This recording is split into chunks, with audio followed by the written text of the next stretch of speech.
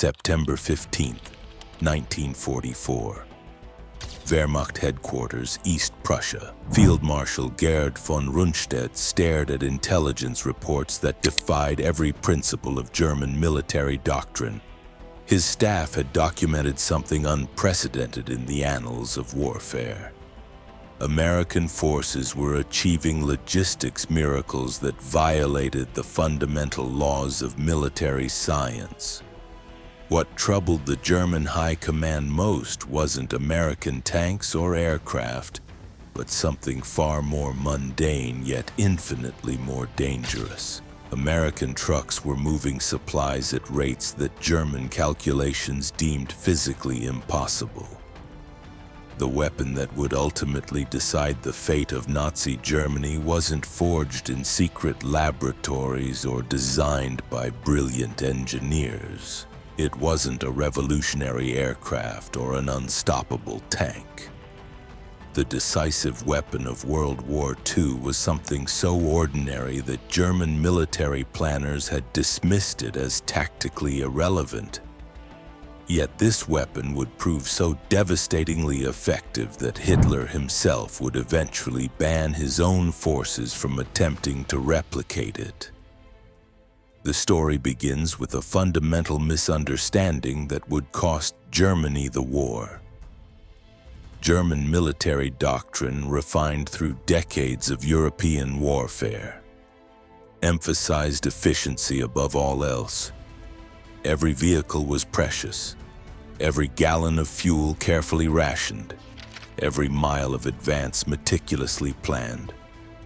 The Wehrmacht had mastered the art of doing more with less, creating the most technically proficient military machine in human history. American military philosophy operated on entirely different principles. Where Germans conserved, Americans overwhelmed. Where Germans planned, Americans improvised. Where Germans followed doctrine, Americans wrote new rules. This philosophical divide would manifest itself most unexpectedly through the humble military truck. When German intelligence officers first observed American supply operations in France, they couldn't believe what they were seeing. Continuous convoys of vehicles stretching beyond the horizon, headlights blazing in defiance of blackout protocols, trucks moving at speeds that should have caused mechanical catastrophe. The Americans appeared to be violating every principle of military logistics that European armies had developed over centuries of warfare. The weapon Hitler would eventually ban wasn't a single vehicle or technology. It was an entire operational concept that challenged the very foundations of German military thinking. The Americans had created something that German staff officers initially dismissed as impossible. A supply system that moved faster than the armies it supported, that consumed more fuel transporting fuel than entire German divisions received for combat operations, that deliberately wasted resources on a scale that defied European comprehension. German generals who had conquered Poland, France, and half of Russia found themselves facing an enemy that seemed to possess unlimited material resources. American units fired artillery without restriction while German gunners rationed their last shells. American tanks advanced without concern for fuel consumption while German panzers sat immobilized for lack of gasoline. Most disturbing of all, American supply convoys operated with such abundance that mechanical failures were pushed aside and replaced rather than repaired. The psychological impact on German forces was immediate and profound. Soldiers who had grown accustomed to scarcity, who had learned to make every bullet count and stretch every ration, now faced enemies who seemed to have unlimited everything. The sound of American trucks became the soundtrack of German defeat, an endless mechanical symphony that played day and night, announcing the arrival of overwhelming material superiority. What the German High Command failed to understand was that they were witnessing the industrialization of warfare itself. The Americans hadn't simply built better trucks or trained better drivers. They had fundamentally reimagined how modern armies could be supplied, creating a system that prioritized speed and volume over efficiency and conservation. This system would prove so effective that it would render traditional German military advantages obsolete. The weapon that Hitler would ban represented everything Nazi ideology rejected about American society. It was wasteful, undisciplined, and relied on individual soldiers' initiative rather than on rigid hierarchical control.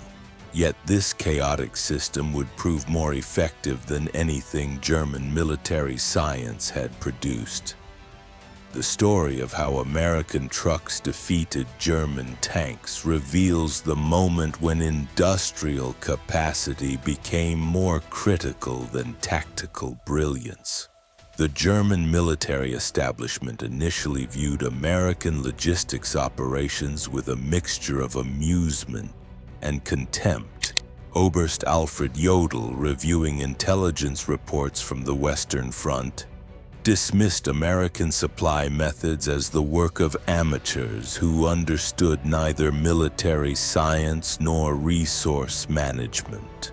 German officers who had studied at the finest military academies in Europe couldn't comprehend how such apparent chaos could sustain modern warfare.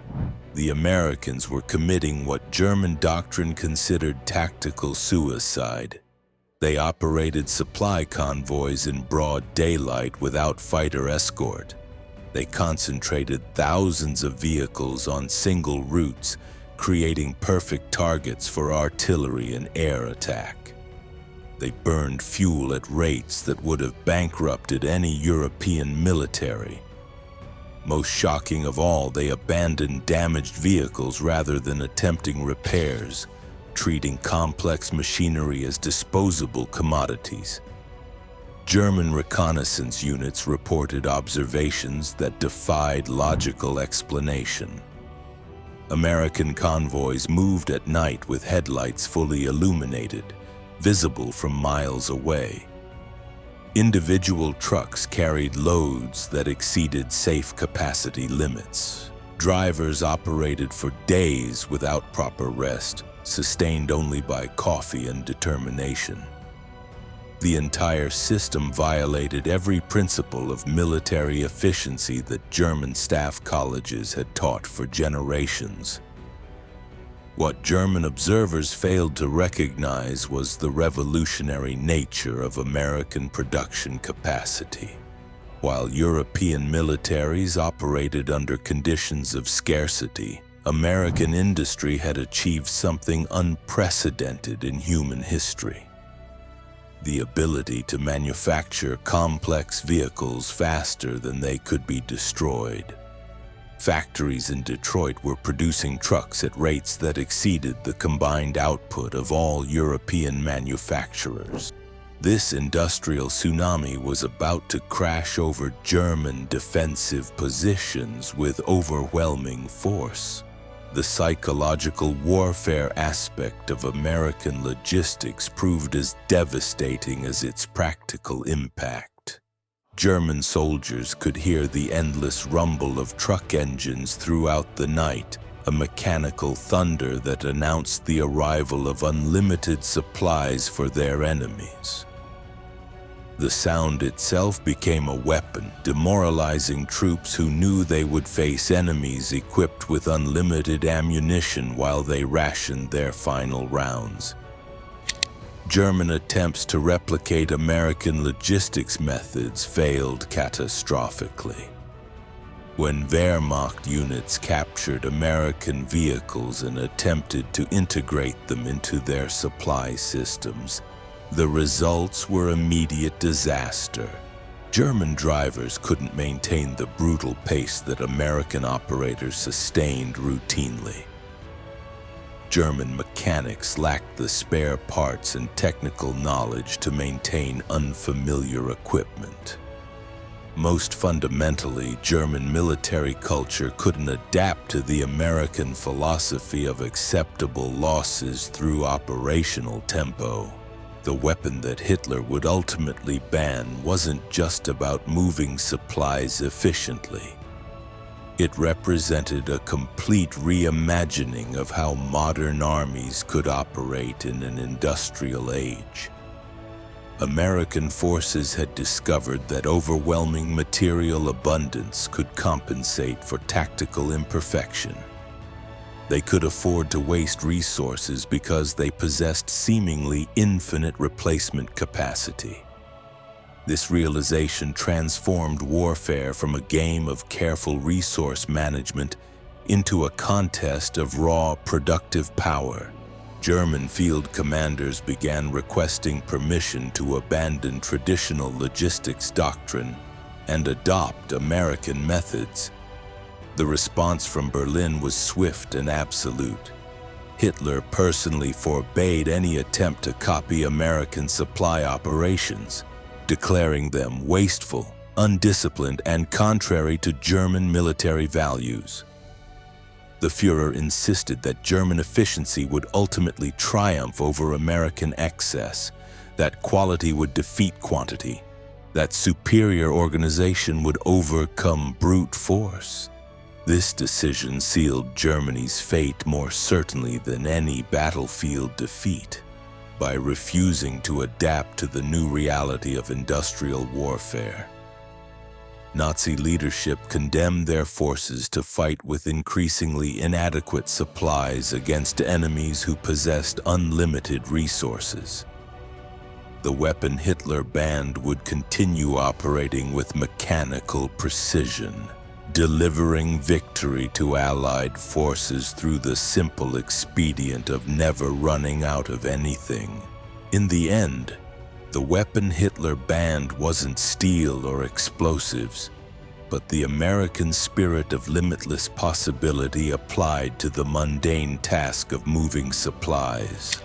The Red Ball Express and similar operations proved that in modern warfare, victory belongs not to the most disciplined soldiers or the brightest generals, but to the nation that can deliver the most resources the fastest across the most incredible distances. German military excellence, refined over centuries of European conflict, crumbled before American industrial abundance and the willingness to waste resources in pursuit of speed. The humble truck had accomplished what no tank or aircraft could achieve. It had broken the back of German resistance not through firepower, but through the simple expedient of ensuring that Allied forces never lacked for anything. In contrast, German units rationed their final rounds. Hitler's refusal to abandon traditional military doctrine in favor of American-style logistics operations became the Third Reich's final strategic blunder. The Führer had banned the one weapon that might have prolonged his war, condemning his forces to defeat by attrition against enemies who possessed unlimited resources. The lesson echoes through military history. Sometimes the most devastating weapons are the most ordinary ones, wielded by people willing to rewrite the rules of warfare itself.